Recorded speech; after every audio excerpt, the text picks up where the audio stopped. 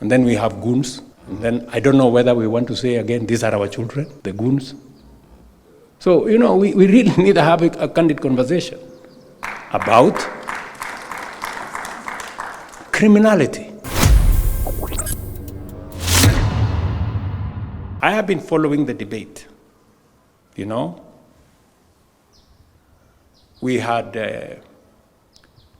the demonstrations, democratic, constitutional, legal. But we also have criminals and thugs and characters who destroy people's property, steal from people, burn down buildings. And we are unable to make a decision. You find people who've come to town, they've destroyed, burned down shops, destroyed people's property. And, the conversation is, please, these are our children. These are our children, so we must listen to them, which is okay. Yes, must listen to them. We continue. Some people arrested, with criminality, taken to court. They're given a bond of 200 shillings. They live there, because they are our children. And then they go on.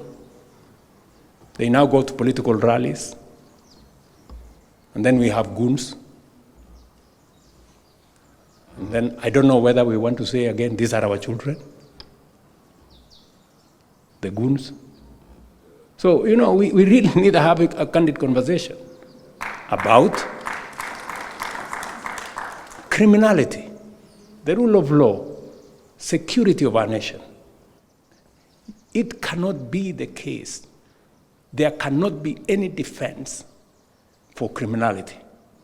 There cannot be any defense for breaking the law. I am very happy that the last time there was an attempt for criminality in town and we stopped it, many Kenyans agreed that no, it's now time for us to say no to people who want to burn our property. And that is going to be the future. It's now clear that everybody,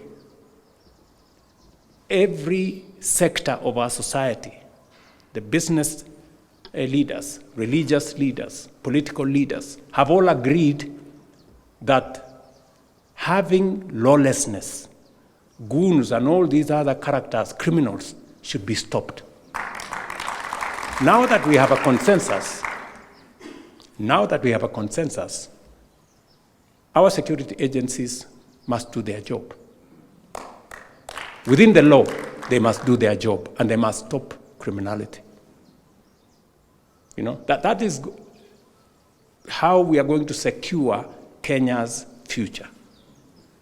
Even as we discuss this future of our nation in the context of what we are saying. As government, we shall now study this proposal carefully. We shall engage with its recommendations, consult widely, reflect on the ideas this proposal advances.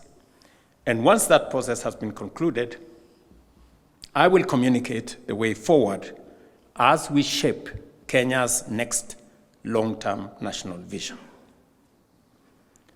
And as we undertake that process, I also invite all the stakeholders represented here today to study this proposal carefully and engage constructively with the ideas it advances.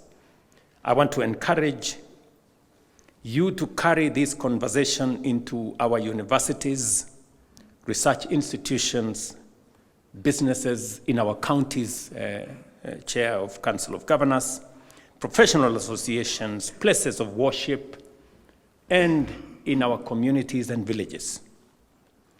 The next chapter of Kenya's development cannot be written by government.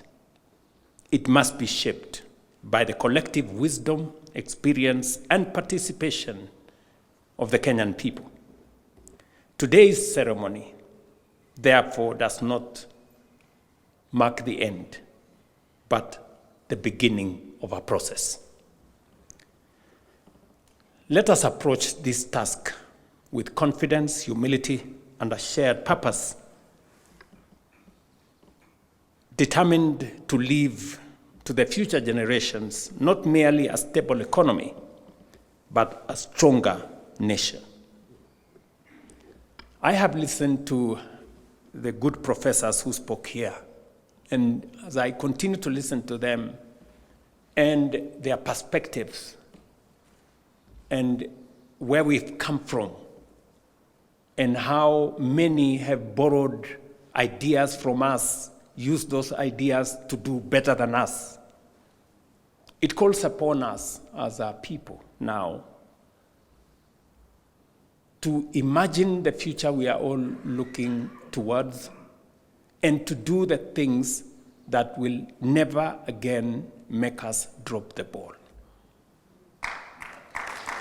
And I must speak specifically to the people sitting here and those outside here who are leaders. You know, the responsibility, friends. I know we have tried to give many explanations on why we haven't moved as we should or as we expected. The biggest challenge in my reflection is that leadership must play a very central role. Political leaders, business leaders, civil society leaders, professional leaders, all leaders, religious leaders, we must all bring our leadership to bear for us to move this country to the next level. And we must own up that it is us. And that is why I keep saying, I will lead from the front as much as is practically possible for me. I will not try to hide behind, maybe so-and-so, maybe this was not. Because what we have achieved today in the last 3 years has not been easy. I had many opportunities to back down and to say, okay, it's become difficult. The courts have decided. The people have said something different. Some groups have pushed back. But you see, together, we have moved. And I want to appreciate that Parliament has made a huge contribution. The courts have assisted us to create a better future. I remember on housing, for example, the court suggested to us that please go and do a proper law. And we went and did a proper law. So they have made a contribution towards where we are going. The people gave their views, and everybody has come together.